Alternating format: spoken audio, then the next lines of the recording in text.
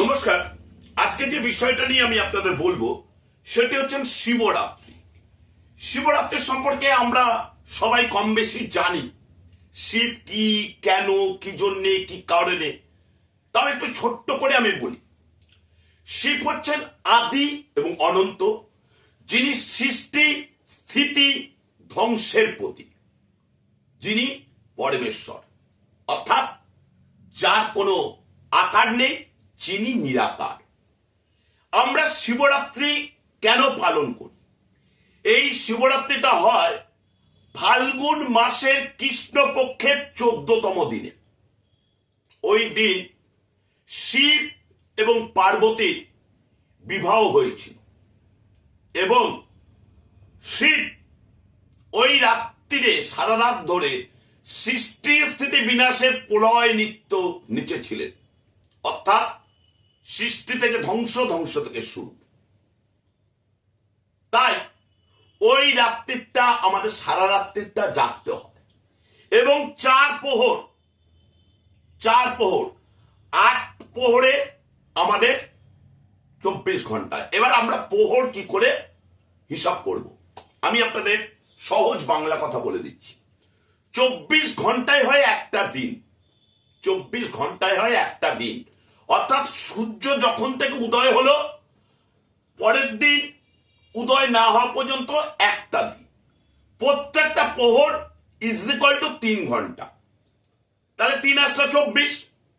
আপনি পঞ্জিকা দেখুন, 26শে ফেব্রুয়ারি 2025 বুধবার শিবরাত্রির দিন কখন সূর্য উদয় হচ্ছে সেটা পঞ্জিকাতে নির্দিষ্ট সময় লেখা থাকে। সেখান থেকে 4টে প্রহর বাদ দেন। 4টে প্রহর কিভাবে বাদ দেবেন? 3 × 4 = 12। ধরুন কথার মাধ্যম দিয়ে সকাল 6টায় সূর্য উদয় হলো, তাহলে 6-এর সাথে 3 × 4 = 12 মানে 8। তার মানে আপনি সন্ধে 6টায় প্রথম প্রহর পড়বে। এবার এই প্রথম প্রহর যখনই পড়বে সেখান থেকে 3 ঘন্টা হচ্ছে একটা প্রহর শুরু। এরকম ভাবে 4 প্রহরে আপনি 4 বার শিবকে বিভিন্ন দ্রব্যগুণ দিয়ে অর্পণ করুন। প্রথম প্রহরে কি দেবেন? প্রথম প্রহরে আপনি পঞ্চামৃত দেবেন, দুধ, দই, ঘি, মধু, শর্করা। তার সাথে অতি অবশ্যই আপনি গঙ্গার জল দেবেন না, কারণ শিবের মাথায় গঙ্গা। আমরা কিন্তু অনেক সময় অনেক ক্ষেত্রে প্রচুর ভুল করি, কারণ আপনি আপনার বাড়িতে যেমন ভাড়াতে নন, ঠিক তেমনই যার মাথায় গঙ্গা আর যে গঙ্গাকে ভাগীরথ নিয়ে এসেছিলেন, তাহলে তাকে তো গঙ্গার জলে গঙ্গা পুজো দেবেন না। পঞ্চামৃত দুধ, দই, ঘি, মধু, চিনি একত্রে দিয়ে তারপরে ডাবের জল প্রথম অর্পণ করবে প্রথম প্রহরে। 2 নম্বর প্রহরে অর্পণ করবেন কি? 2 নম্বর প্রহরে অর্পণ করবেন হচ্ছে আখের রস।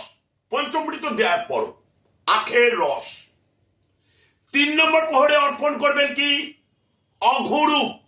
অবশ্যই পঞ্চামৃত দিয়ে স্নান করাবেন, তারপরে কিন্তু শেষ স্নানটা করাবেন এই অঘুরু দিয়ে।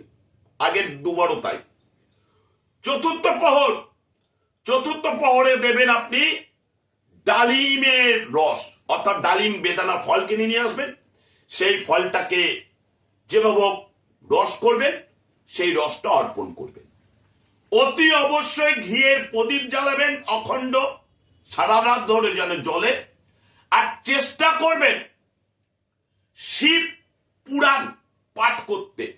যদি শিব পুরাণ না পান পাঠ করতে, তাহলে শিব চল্লিশা কিনতে পাওয়া যায় বাজারে। আর যদি শিব চল্লিশা আপনি বাজারে না পান, আপনি আপনাদের হাতে প্রত্যেকেরই অ্যান্ড্রয়েড ফোন রয়েছে, গুগলসে যাবেন, ক্রমে গিয়ে শিব চল্লিশা লিখবেন, ওটা পিডিএফ ফাইল করবেন, যে কোনো প্রিন্টার দোকান থেকে পিডিএফটা নিয়ে নেবেন, শিব চল্লিশা পাঠ করবেন।